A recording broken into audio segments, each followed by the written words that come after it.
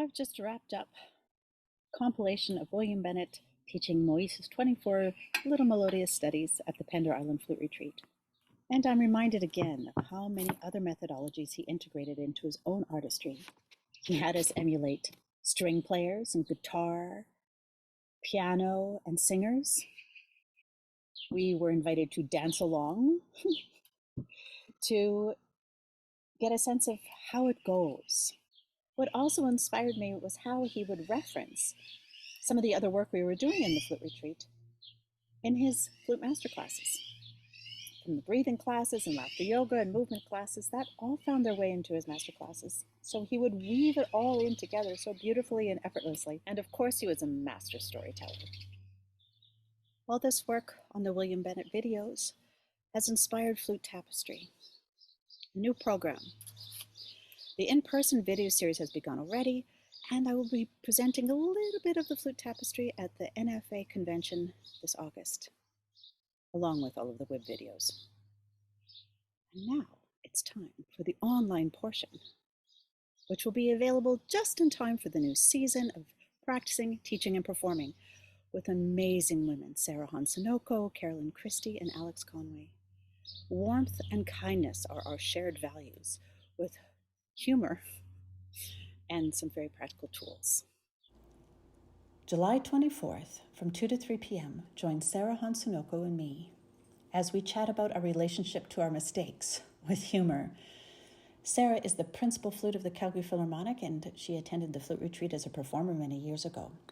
Sara and I have been playing together in the Calgary Philharmonic Orchestra for many years now, and we have found that humor is an amazing resiliency practice when we make mistakes. It doesn't diminish the commitment to excellence, and it allows space for a graceful bounce back and pivot. It also includes our humanity and a way of actively recovering. I am so looking forward to this time together. Join us! August 14th, 2 to 3 p.m. Eastern.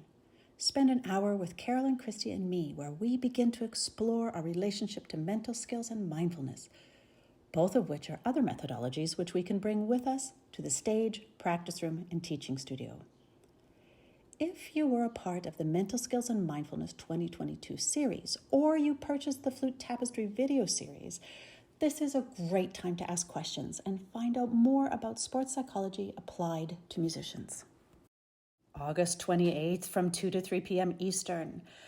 Spend time with Îyâxe Conway, the second flute and principal piccolo of the Winnipeg Symphony Orchestra, where we get to dive into finding time to practice. Îyâxe came to the Pender Island Flute Retreat 3 times as a performer and was the administrator for the Flute Retreat for the last few years. What I love about Îyâxe is the calm clarity she brings to her serious administrative and flute skills. Before she won the Winnipeg job, she was an administrator for a hospital, had her own teaching studio, and started a chamber group while completing her DMA, gigging around as an extra with orchestras up and down the East Coast, and auditioning. She has some serious cred about what's possible around finding time to practice. Îyâxe has taken her expertise in this area and put it into a program.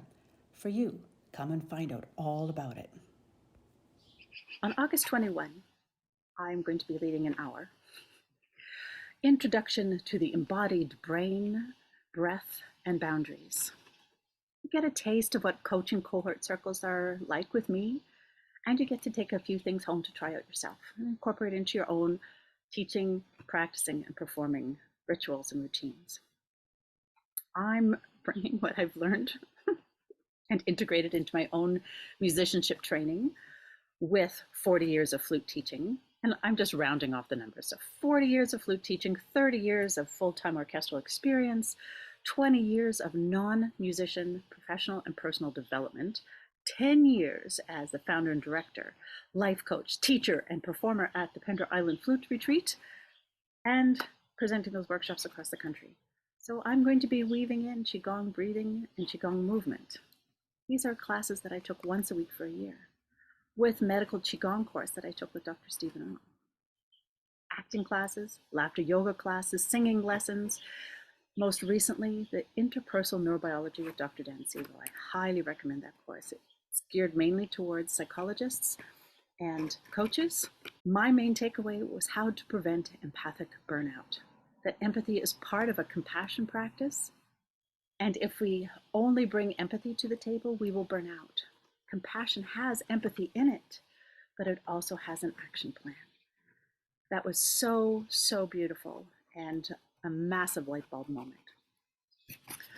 So I'm hoping you will join me for an hour on August 21st to be introduced to the Embodied Brain, Breath, and Boundaries Cohort Coaching Circle to see if this is something that really resonates with you, that lights a spark inside, that turns your light switches on, and sign up for the fall series course.